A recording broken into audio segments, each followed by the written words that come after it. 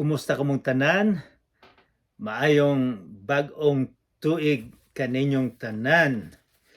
Hinaot po ta nga mabungahon ang atong umaabot nga tuig. Gusto ko mangumusta sa tanan karon. Sa BJMP Gihulngan, nakita na ko nga ang inyong party, Christmas party, masaya, malipayon mo kaayo. O usay nakunuhon na ako nga, maayon tag makabisita, makabalik ko din ninyo.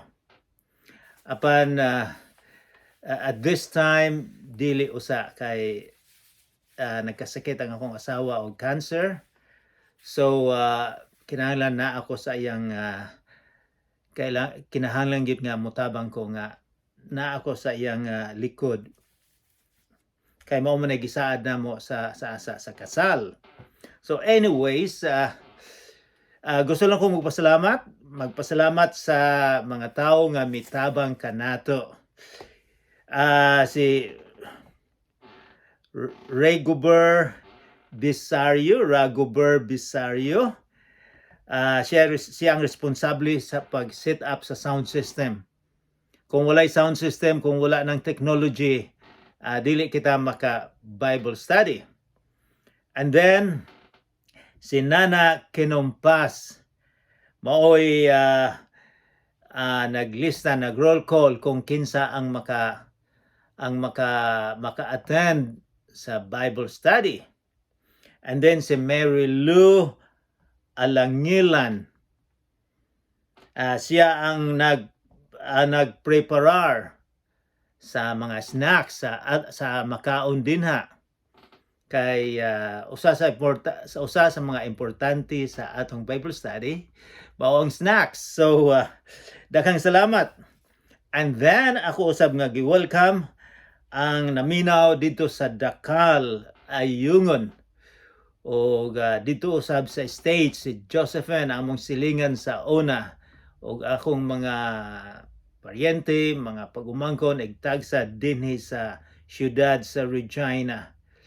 So welcome og maayong bag-ong tuig kaninyong tanan. Sa dili pa kita magsugod, atong ihatag ang tanan sa atong Ginoo, ang atong Bible study karon.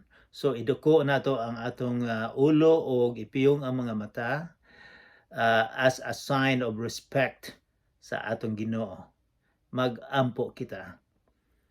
Amahan mong langit nun, daghang salamat nga sama sa gihapon kami makatuon sa imong balaan nga pulong. Ginoo, gahangyo kami nga ikaw ang mag-aabri sa among hunahuna, mag-aabri sa among kasing-kasing, aron nga among masabtan ug among ma-apply, among magamit ang mga prinsipyo nga among gitun-an, nga imong gitudlo kanamo. Ginoo, hinaot pa unta nga kami mahimong ready o makapreparar sa imong pagbalik. Hinaot pa unta nga kini mabutang sa among hunahuna ug sa kasing-kasing nga ikaw mo balik gyud. Kining tanan among gipasalamatan o gipangayo sa bugto nga anak nga si Jesucristo nga among manluluwas. Amen. Well, sa usang semana nagtuon kita sa pagkatawo sa atong Ginoong Jesucristo. O nga ato usab ditong nahibaw-an nga sa wala pa siya natawo dinhi sa kalibutan dinha na si Jesus. O and then previous to that sa wala pa na dito kita gatuon sa Matthew kapitulo 24. Dito atong i-review, atong ibatbat og gamay nga sa dihang nahumana ang kasi kay nagka-enkwentro man ang mga religious leaders o ang atong Ginoong Jesucristo. Karon paghuman didto milakaw na sila paingon sa bukid sa Olivo. Mulugsong sila sa Gihon River paghuman mo adto sa bukid sa Olivo. Apan sa paglakaw nila, miingon ang mga disipulo, Ginoo tan-awa guning templo. Gwapo kayo kay ang templo sa unang panahon sa wala pa giguba na. Gwapo kayo, one of the 10 wonders of the world ang templo nila.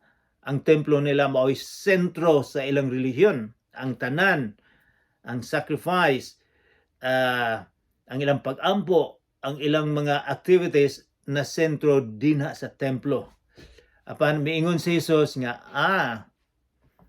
kining tanan maguba ni. Tinuod ang nahitabo sa AD 70 ang mga Romano nasuko kayo sa mga Hudiyo, giguba ang syudad o giguba ang templo.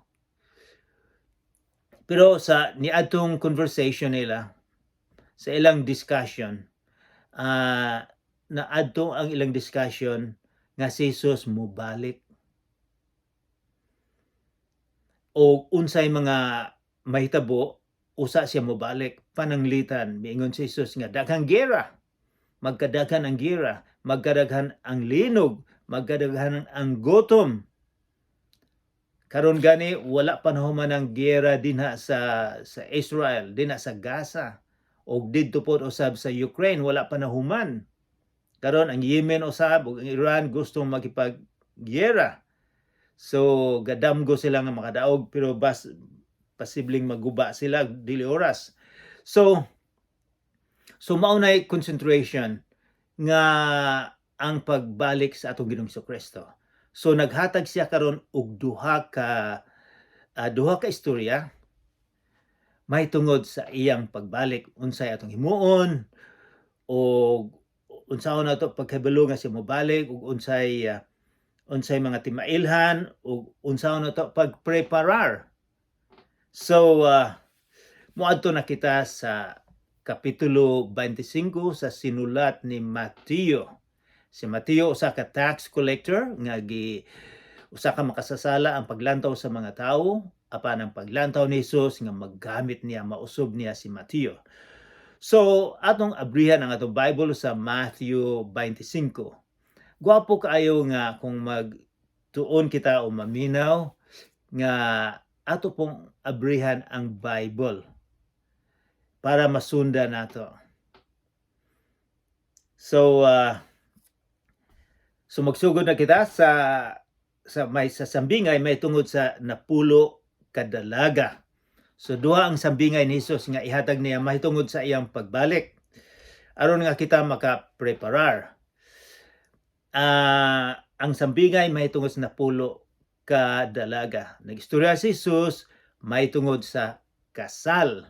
So akong i-review kadaghanan kanato murag nahibalo na og unsay mga tradition, unsay kultura nila sa panahon ni Jesus kung naay kasal. Kay lain kayo ikumparar sa atoa.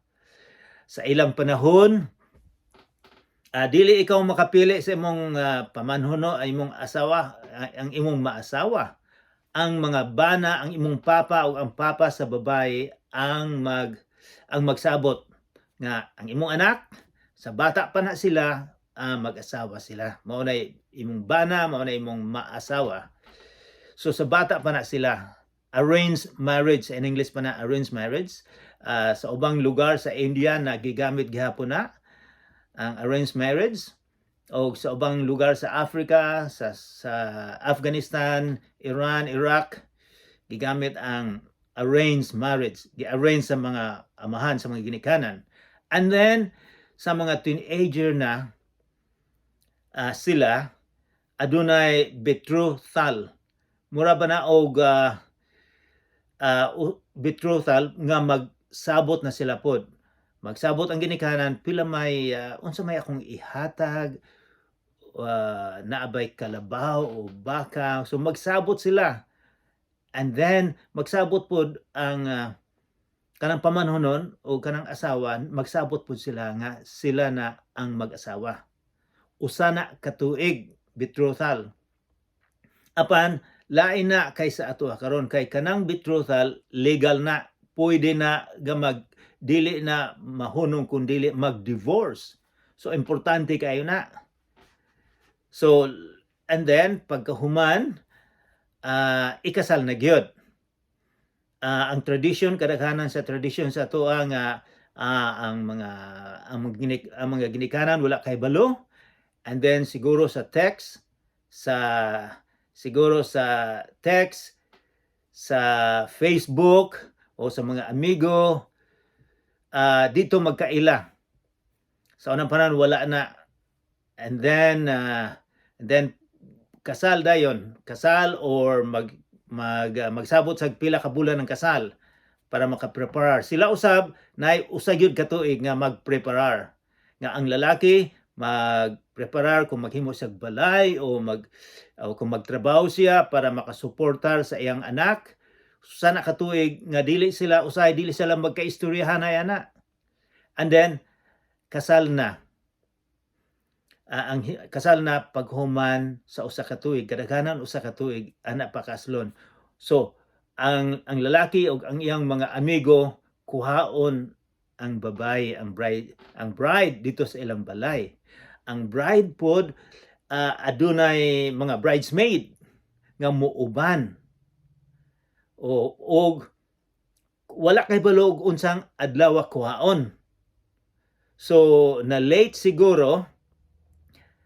So kung gabi kini sila mga bridesmen magpreparar gyud sulo sa ato sulo, pero ang ilahang sulo nila mura ni siya suga sa ato ang kinalag kerosene or gas, ang ila oil nga ilang ipreparar para mulungtad og dugay ang ilang sulo na gyud oil ana.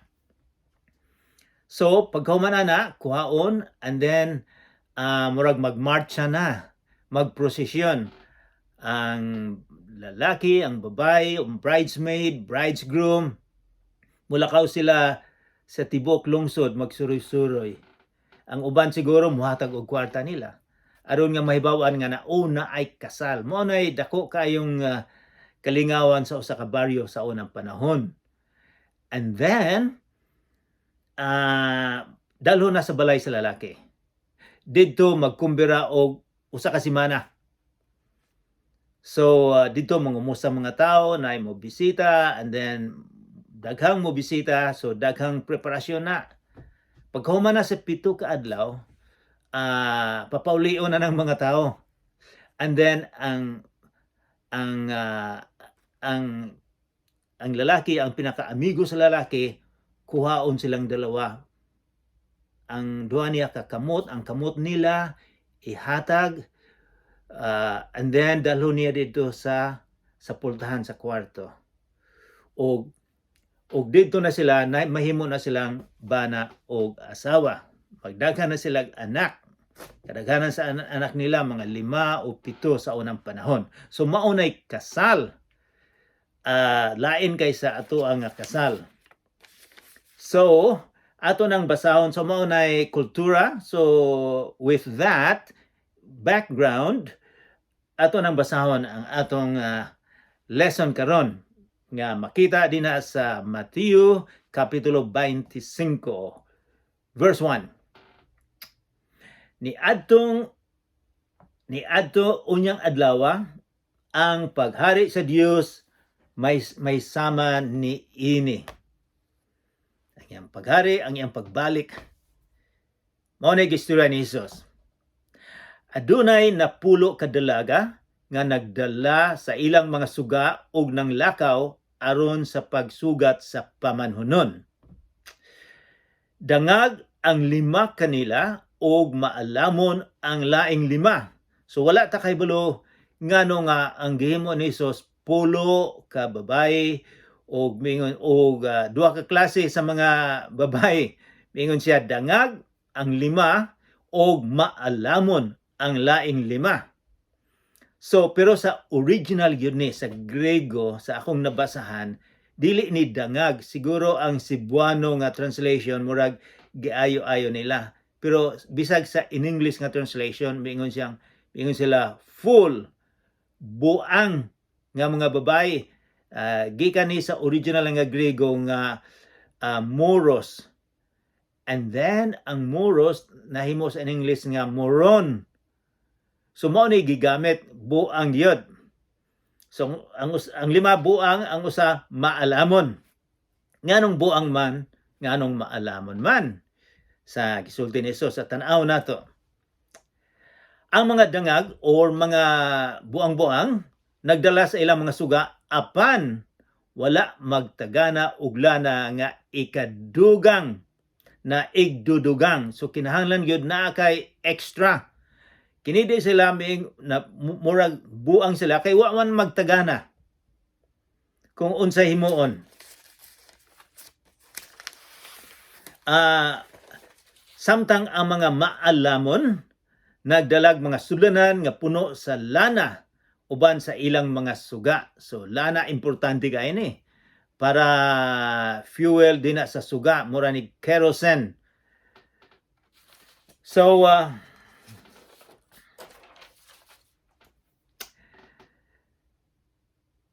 samtang ang mga maalamon nagdalag mga sulanan nga puno sa lana uban sa ilang mga suga. Verse 5, ang pamanhunon nalangan pag-abot busa nagduka og nakatulog ang mga dalaga. So dugay-dugay sigurong dugay-dugay ang pagpaabot nila. So nakatulog sila. And then verse 6, tungang gabii nakadto sa dihang milanog ang usa ka singgit. Aniya na ang pamanhunon, dali kamo og sugata siya. Nangamata ang tanang dalaga, ang bridesmaid, o giandam nila ang ilang mga suga. Unya, ang mga dangag or ang mga buang, miingon sa maalamon. Hatagi kami gyutay sa inyong lana kay hapit na mga palong ang among mga suga.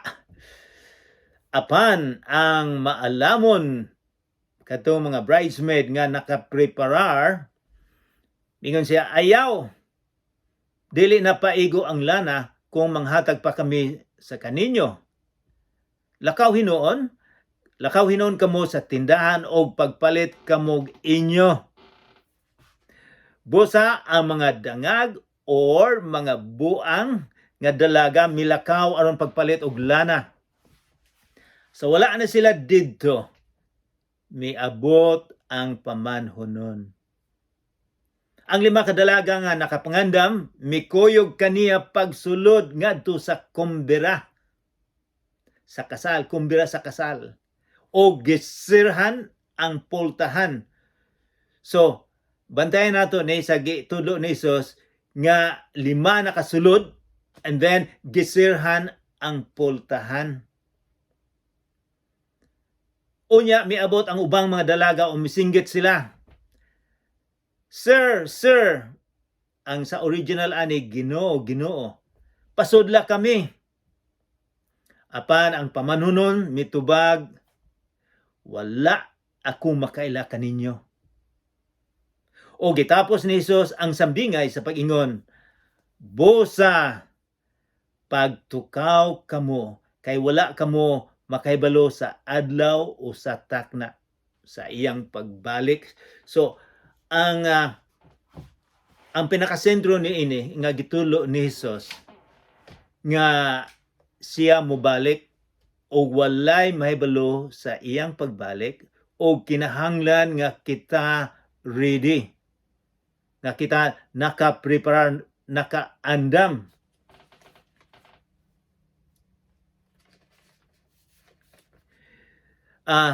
Kahibalo mo sa estudyante pa ako, dinay mga panahon nga muadto ko sa exam nga wala ako makapreparar. So usay mahagbong ko, ma-fail kay wala ko nakapreparar sa exam. And then nantigo din ako nga kada exam I have to prepare myself. So mao po ni dinay mga butang nga atong tun-an niini. Kining pulo nagtuo, kining pulo ka dalaga, kining pulo ka bridesmaid, nagtuo gid sila nga sila makasulod dito sa kasal. Pero gusto na akong isulti ninyo nga kung basahon nato ang pulong sa Ginoo, ang Bible, labi na dinha sa Revelation, sa mugna, nga adunay dako kaayong kasal dito sa langit. Nga si Jesus ang pamanhunon, kita ang bride. Maunay, so adunay daka sa kasal dito sa langit kung kinsay makasulod dito sa langit. Og kining pulo nagtuo, silang tanan nagtuo gyud nga sila makasulod, makaapil dito sa kumbira, nga sila makatambong sa kasal. Apan 5 lang, ngano man siguro, ang wala mag-andam, wala makasulod. Sila giimbitar sila, kauban sila. Apan wala man sila nagpreparar, wala sila makasulod. O gusto unta silang mangayo, apan wala sila hatagi. Gusto silang muhulam para makasulod sila. Posible ba ni ang gisulti ni Jesus nga ang pagsulod sa langit, nga makaubang kita sa pagbalik niya, dili tungod sa atong mga ginikanan, sa atong lulo, lula, nga sila naluwas na, nga kita pod maapil sa pagluwas, nga tungod kay sila sa atong paglantaw Kristiyanos, kita usab automatic nga Kristiyanos. Dili siguro. Kay ang pagka-Kristiyanon, pagka sumusunod ni Jesus, dili relihiyon, kundi relasyon sa Ginoo. Daghang mga tawo nga mituo nga sila makasulod sa langit. Apan dili man sila ready, wala man sila nag-andam.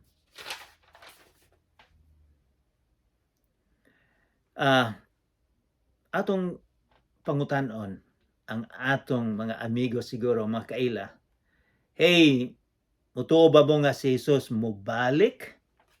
Siguro kadaghanan sa ilaham moingon nga, no, dili ko mutuo nga si Jesus mubalik. Og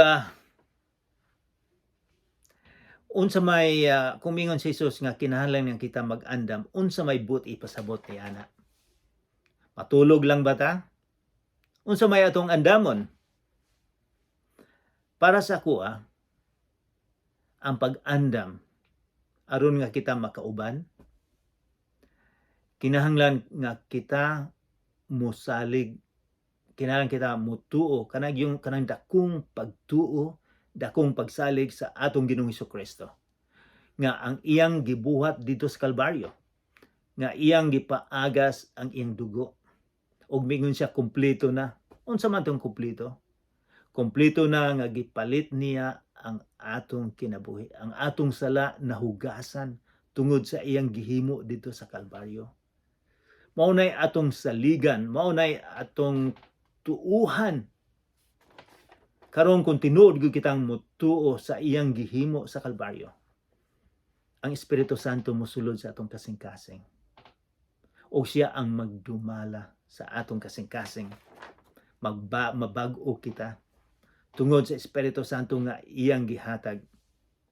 Daghan ang giimbitar. Excuse me. Apan jutay lang ang gipili. Kitang tanan giimbita nga makaadto ni anang dako kaayong kasal. Apan tungod kay walay preparation, dili kita makasulod. Unsay sulti diri sa versikulo 12, ang pamanunon mitubag, wala ako makaila kaninyo. Dinhay nahitabo usab, nahibulong na ta mahitugod ni Noe. Si Noah nag-sermon mahitungod sa sala nga limpyuhan ang kalibutan, apan walay nagpreparar, walay mituo niya. Sa dihang gisirado na sa Ginoo ang arka, wala na'y makasulod. Silang tanan namatay. So, unsa may atong himon? Ang himon nato nga kita musalig sa atong Ginoong Kristo, ato siyang imbitahon nga mosulod sa atong kasing-kasing. Ikaduha, gihimo sa dihang ihatag na sa atong Ginoo ang Espiritu Santo, siya na magdumala. Siya na mahibalo nga unsaon nato sa pagpreparar sa atong kinabuhi. Dili ba sa dihang may argumentation ang mga religious leaders, gipangutana ang atong Ginoong Kristo, unsa may sa mga balaod nila nga gihimo, 613 nga mga balaod, nangutana sila sa atong Ginoong Kristo, unsa may pinaka-importante sa balaod? Miingon si Jesus, higugmaon nimo ang imong Dios sa tibuok mong kinabuhi, sa tibuok mong kalag, sa tibuok mong kasing-kasing. Ug ang ikaduha, higugmaon nimo ang isig katawo, higugmaon nimo ang imong silingan. So, samtang kita magpreparar sa iyang pag-abot, ang una nga ato siyang akseptahon nga siya atong Ginoo. Ikaduha nga mahigugma kita atong ihatag atong kinabuhi nga mag-alagad kita sa Ginoo. Ang ikaduha usab nga kita atong higugmaon atong silingan, nga kita mutabang, dili lang kita concentrated sa atong kaugalingon, nga self-righteous or self-conscious sa atong kinabuhi. Daghang mga tawo nga murag ako lang, akong masunod, kini akong gusto, kini ang akong buhaton, apan ang atong Ginoo miingon nga higugmaon nimo ang isig katawo. So samtang kita lang nagpreparar, we want to make sure nga atong higugmaon ang atong mga tao, ang atong mga silingan. Daghang mga tao nga galisod sa kalibutan. Usa sa nga kita ga-preparar usab nga kita duol sa Ginoo. Maampuon kita. Kay ang pag-ampo mo nay communication, mo nay pag-istorya sa atong Ginoo. Atong mahibawan nga sa gabi nga si Jesus duol ng Passion, dito sa bukid sa Olivo nag-ampo si Jesus og mga disciples. Mingon si Jesus nga mag-ampo mo. Kay nabalo naman ang atong Ginoo nga siya ilansang magsakripisyo siya. Dili na komedya. Mingon siya mag-ampo mo. And then nag-ampo ang atong Ginoo. Pagbalik niya nangatulog ang mga disipulo. Mingon siya, magmata mo, mag-ampo. And then ibalik siya dito, pagbalik pa nag-ampo, pagbalik niya nangatulog paghihapon ang mga disipulo.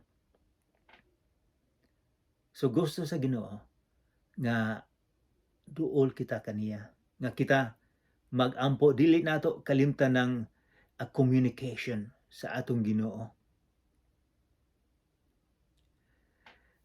And then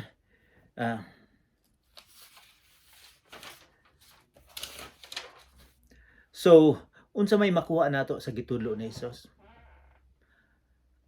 Ang atong makuha dinha mao nga si Jesus, ang atong Ginoo mobalik. Bisag daghang mga tawo nga dili mutuo, apan mobalik gyud siya. Mobalik siya bisan pag walay mutuo sa iyang plano. Ang iyang plano masunod. Kung ikaw ug ako tinuod nga sumusunod sa atong Ginoong Kristo, kinahanglan magpreparar kita sa iyang pagbalik.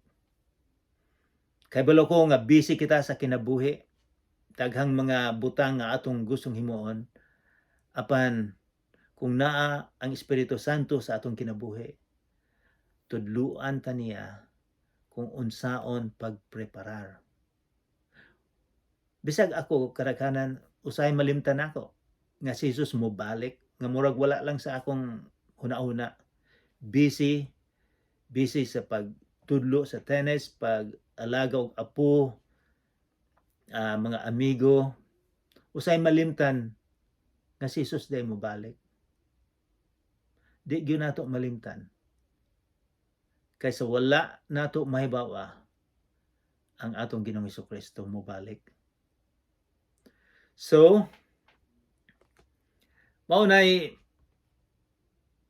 nganong maayo man na nga siya mobalik. Ang pinakamaayo nga siya mobalik tungod kay dalhon ta niya. Dalhon kita niya sa iyang puloy-anan. Miingon siya, ako moadto sa puloy-anan, magpreparar ako aron mobalik kuhaon ta niya. So sa kadaghan sa mga problema dinhi sa kalibutan, gusto nato nga moadto sa lugar sa atong Ginoo. Nga ang atong kinabuhi hangtod eternal. Ang atong kinabuhi dinhi sa yuta dali lang ni. Probably mga 80, 75 or 90 years. Pero ang tinuod gyud nga kinabuhi mao nang kinabuhi nga kauban ang atong Ginoong Kristo. Nga didto wala nay kasakit. Kung dinhi sa kalibutan natay mga sakit, adunay cancer, adunay problema sa pamilya, didto wala na. Apan samtang kita gapaabot, wala ta kahibalo kung kanos Asya mo balik.